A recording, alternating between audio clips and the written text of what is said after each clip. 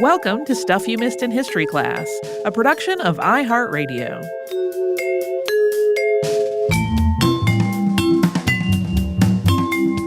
Hello and happy Friday. I'm Tracy V. Wilson. And I'm Holly Fry. Today, or this week, we talked on the show for 2 episodes about William Apess. We sure did. Yeah, I didn't expect that to become a 2-parter because there are a couple of biographies of him, one of which I read and the other I kind of skimmed through highlights of. They're both pretty short. Like, I was surprised at the length of the Lucy Parsons book when I got it from the library. I had the opposite experience with the William Apess biography, the first one that I picked up from the library. It was like even smaller of a volume than I thought it was going to be, partly because he did die at such a young age, and then partly because there's just parts of it where we don't know a lot of details. So I really was like, yeah, this is going to be a 1-part. It's going to be pretty easy and straightforward. And then every time I read anything he wrote, I was like, well, I want to put that quote in the episode. I want to put this quote in the episode too. What if we had a whole episode where we just read this entire piece? That seemed maybe a little excessive, but I had a lot more trouble figuring out things not to include in the episode from his writing than I often do when working on the a podcast on somebody who wrote lots of things that we have available to read. There is the law of inversion where pretty much every time I go into an episode going, this is going to be a breezy, quick one to put together. No. And often the opposite happens where I'm like, oh, I got to really like walk around the perimeter of this one and like really get the lay of the land. And then I'll be like, oh, I just jot that off. Like, I think probably because I'm approaching it that way, I get a better holistic sense of the whole thing before I even start writing. And then it's like off to the races. But yes. The accidental 2-parter is a thing that happens. So much. So many things about his life are things that are still so relevant today. I mean, we talked specifically about the Mashpee Wampanoags having the whole part of very recently having been informed that their reservation was going to be disestablished.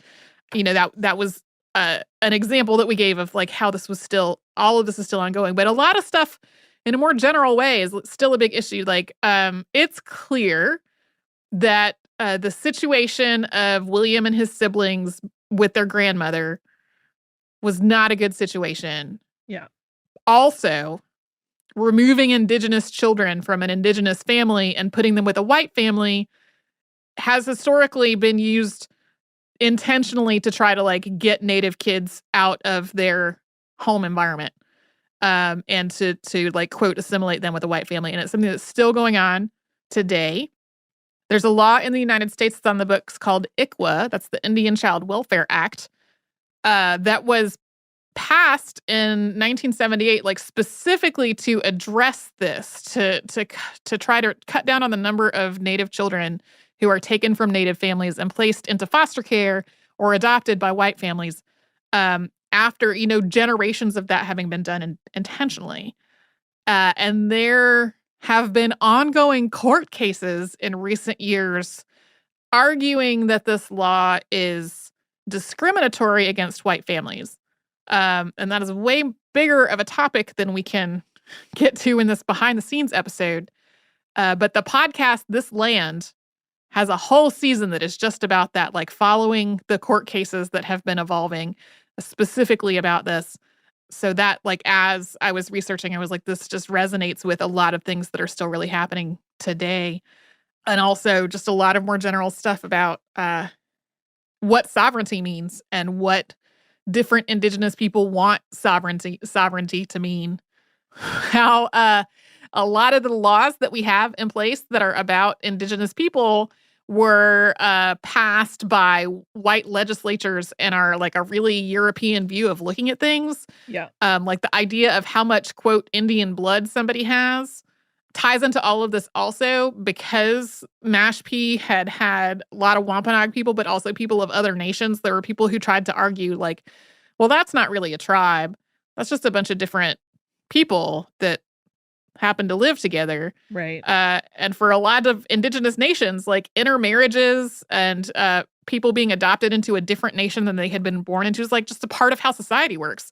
And the idea that it would not be that, something that a majority white government put into place to try to control people and where they lived and what they had access to.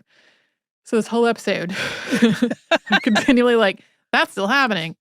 Right. Well, and I know this is an episode that is very tricky in regard to the way that Apess was using some of the same arguments that people had used historically to oppress indigenous peoples. Like that's some tricky stuff to work through. Yeah. And he was doing all that with a mostly self-taught education, which I find to be extraordinary. Like he found ways to use a Western set of rhetoric, a Western mindset, to kind of turn that in on itself to argue for indigenous people's sovereignty, having had 6 winters of formal education. Right. Which, his library does not sound like that many books when we have talked about other people on the show who had 3,000 volume libraries. As an itinerant minister, he had assembled a library of something like 41 books, some of them multi-volume works, without having the kind of resources that a lot of the people that we have talked about who have had gigantic libraries had. So it's like he learned how to make his points in a way that was really effective in a society that had intentionally tried to make him not have the skills to do that, which is amazing.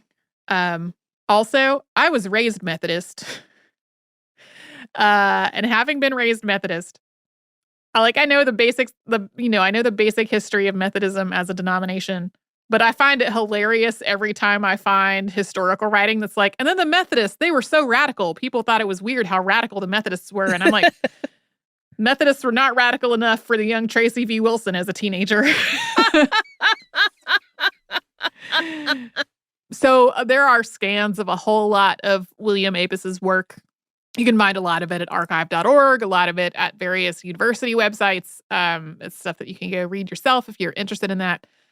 I'm glad that there are a couple of biographies that have come out on him in the last few years. And I hope he'll become better known. I can't remember exactly where I first stumbled across his name, but it was one of the people that I was like, I really, he has been compared to somebody like Frederick Douglass in terms of his life and his work that he was doing. But of course, not nearly as well-known of a name as Frederick Douglass. So again, happy Friday.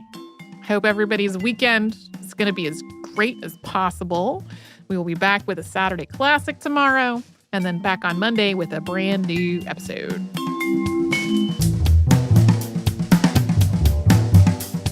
Stuff You Missed in History Class is a production of iHeartRadio. For more podcasts from iHeartRadio, visit the iHeartRadio app, Apple Podcasts, or wherever you listen to your favorite shows.